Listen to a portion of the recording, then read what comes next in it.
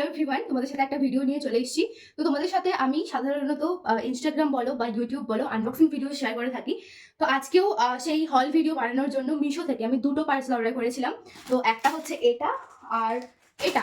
তো মিশো থেকে আমি প্রচুর জিনিস কিনি, প্রচুর আমার হল ভিডিও তো শেয়ার করি তোমাদের সাথে, সেটা তোমরা জানো। মিশো থেকে আমি দুটো কোচের অর্ডার করেছিলাম। তো তোমরা জানো আমি যখনই কোনো কিছু অর্ডার করি একসাথে দুটো থেকে তিনটে বা তিনটের বেশি অর্ডার করার চেষ্টা করি, যাতে প্রপার একটা হল ভিডিওস তোমাদের সাথে শেয়ার করতে পারি। যেমন তোমরা লক্ষ্য করলে দেখতে পাবে আমি নাইট শুটের একটা হল করেছিলাম, যেখানে তিনটে নাইট শুট ছিল। কোনো কুর্তির হল শেয়ার করলে সেখানে 3 থেকে 4টে কুর্তি থাকে। কোনো জুয়েলারি সেট অর্ডার করলেও আমি 3টে অর্ডার করি, তোমাদের সাথে একটা প্রপার আনবক্সিং ভিডিওস বা একটা হল টাইপের ভিডিওস আমি শেয়ার করতে পারি। আর বেসিক্যালি আমার মিশোর হল ভিডিও বানাতেও খুব ভালো লাগে। তো মিশো থেকে এটা স্ক্যাম বলতে পারো বা যা কিছুই বলতে পারো, কার ফল্ট আমি সেটাও জানি না, কিন্তু রিসেন্টলি দুটো কোচের অর্ডার করেছিলাম আমি। একটা হচ্ছে এটা, যেটা আমি রিসিভ করার সময় কি করি, ধরো পার্সেলটা আমি এখনই রিসিভ করলাম, কিন্তু তোমাদের সাথে ভিডিওস অন করে এখনই ভিডিওটা বানানো তো আমার পক্ষে সম্ভব নয়। কিন্তু এদিকে আমার মনের ভিতরে চলতে থাকে যে যেটা আমি অর্ডার করেছি সেটা কি আদৌ ঠিকঠাক এসেছে। তো সেটা সেই তখনই জেনে নেওয়ার জন্য আমি কি করি, পার্সেলটা যেমন থাকে তেমনই থাকে, জাস্ট পেছনে একটুখানি কেটে আমি দেখে নিই যে প্রোডাক্টটা ঠিকঠাক এসেছে কিনা। তো এটাও সেম ভাবে দেখেছি যে হ্যাঁ প্রোডাক্ট ঠিকঠাক এসেছে, এটাকে আমি এবার যখন ইচ্ছা হল ভিডিওস বানাবো বলে এটা আমি রেখে দিয়েছি। এর পরের দিন আমি দ্বিতীয় নম্বর যে কোর্সের ওটা রিসিভ করি। তো ওটা যখন পার্সেল আমাকে ডেলিভারি দিতে আসে, আচ্ছা তখন আমি কি করি না, কোনো প্রোডাক্টই আমি অর্ডার করার সময় আগে থেকে পে করে রাখি না। যখন কুরিয়ার দিতে আসে তখন কিন্তু আমি ওদেরকে ক্যাশ অন ডেলিভারি করি, বাট ওদেরকে আমি ইউপিআই করি। ওরা যে স্ক্যানারটা দেয় সেটা থেকে আমি ইউপিআই করি।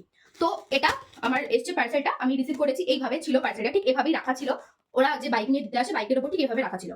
এবার আমি ইউপিআই স্ক্যানার দেওয়ার জন্য ওরা স্ক্যান করে আমাকে ইউপিআই স্ক্যানারটা দিল, আমি পে করে দিলাম।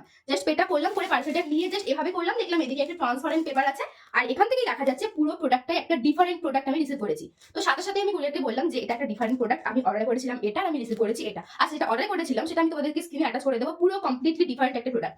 তো ওদেরকে বলতে ওরা বললো যে ওরা কোম্পানির কিউআর দিয়েছিল, যেটাতে আমি পে করে দিয়েছি, এখন এটাকে আর কিছু করা যাবে না। একমাত্র এটাকে রিটার্ন করতে হলে আমাকে কি করতে হবে, যেমন রিটার্ন যে প্রসেস আছে মিশোতে, তো সেইভাবে আমাকে রিটার্ন করতে হবে। এবার আগের দুটো এক্সপিরিয়েন্স আমি বলি। আগেও এরকম আমি একবার একটা পুরো কমপ্লিটলি ডিফারেন্ট প্রোডাক্ট রিসিভ করেছিলাম। সেখানে কি হয়েছে, ওরা এসে বলেছে যে না মিশো থেকে এরকম কোনো ডিফারেন্ট প্রোডাক্ট কখনোই রিসিভ হয় না, তো আমরা এটা রিটার্ন করতে পারবো না। কিন্তু আমি মিশোতে এই কমপ্লেনটা দিয়ে রিটার্ন করেছিলাম, মানে যে কারণটা দেওয়া হয় যে কমপ্লিটলি ডিফারেন্ট প্রোডাক্ট আমি রিসিভ করেছি, এইভাবে রিটার্ন প্রসেস হয়। কিন্তু কুরিয়ারটা যখন আনতে আসে তখন ওরা ডিফারেন্ট প্রোডাক্ট দেখলে নিতে চায় না। তো আমি এটাও বললাম ওনাকে যে কুরিয়ারদেরকে এটা বললে ওরা নিতে চায় না, তো এখন আমি প্রোডাক্টটা নিয়ে কি করবো, পুরো কমপ্লিটলি একটা ডিফারেন্ট প্রোডাক্ট। তো ওরা আমাকে বললো যে আপনি ওই প্রসেসে রিটার্ন করুন, কাস্টমার কেয়ারে ফোন করবেন, রিটার্ন হয়ে যাবে। তো সাথে সাথে আমি ওখান থেকে মানে মিশোর যে রিটার্ন প্রসেস আছে ওখান থেকে রিটার্ন না করে সাথে সাথে আমি কাস্টমার কেয়ারে ফোন করি। ফোন করতে ওরা বললো যে আপনি ওখানে completely different product I have received, এই যে কারণটা আছে এই কারণটা দিয়ে আপনি রিটার্ন করুন, আপনার রিটার্ন হয়ে যাবে। তো আজকে সেই দিন যে কারণটা দিয়ে আমি রিটার্নটা করেছি, আর আজকে আউট অফ পিক আপ হয়েও গেছে। তো রিটার্ন করতে আসবে, দেখা যাক এটা রিটার্ন হয় কিনা। তো হ্যাঁ এটা আজকে রিটার্ন আছে, দেখা যাক রিটার্ন হয় কি হয় না, তো সেটা তোমরা জানতে পারবে।